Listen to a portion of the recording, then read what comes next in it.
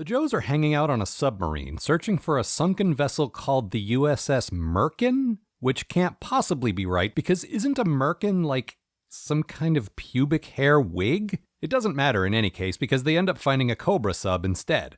You can tell it's a Cobra sub because it has a snake face painted on the front of it.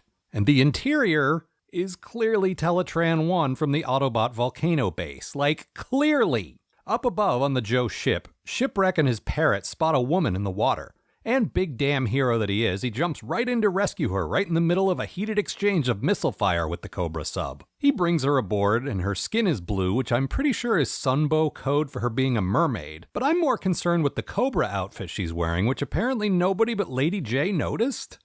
Did you notice the Cobra insignia on her wetsuit? Well, in everyone's defense, there's a lot to process here. I mean, she's obviously a mermaid. I don't know, maybe Shipwreck's been fooled by the old I got a little too intimate with a manatee trick that snags so many other sailors before him, or maybe he's never seen a Sunbow cartoon before. Actually, to his credit, he does manage to figure this one out pretty quickly, though. Mostly I just wanted to imply that he may have had sex with a manatee. I'm not even sure why now. Meanwhile, apparently Megatron works on the Cobra sub? Port gyros have been knocked out.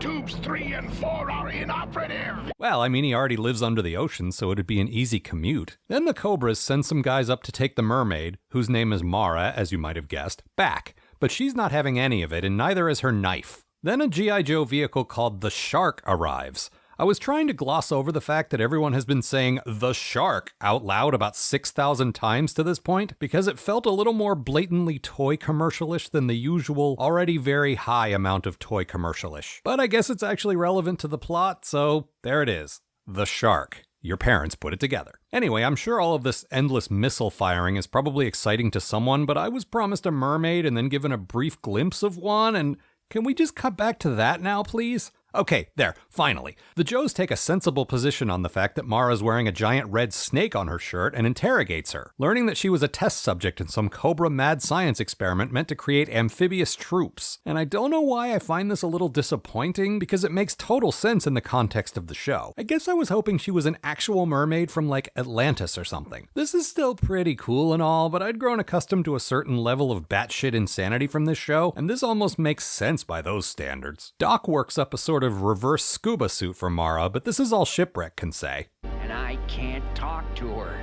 Dude, not everything is about you. This situation right here, this is barely about you at all. Some might say it's completely not about you. Maybe think about backing the hell off a little bit. Mara is not your manic Piscato dream girl. The two of them head off into the jungle and the Dreadnoks get the drop on them, and that's where the act break is.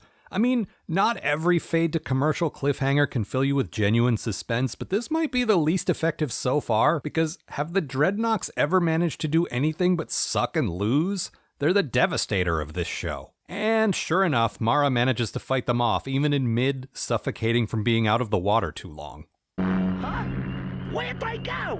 You bloody fool! You lost them! I rest my case. Then there's some more romantic banter between Mara and Shipwreck, and I know this is what I said I wanted, but it's really just kind of boring, and I don't know, maybe I just want some more missile fights after all. Then the Joes and Mara raid Cobra's secret lab thing and rescue the Merkin and its crew, and Mara and Shipwreck realize they can never be together for obvious reasons. But Aquaman, you cannot marry a woman without gills.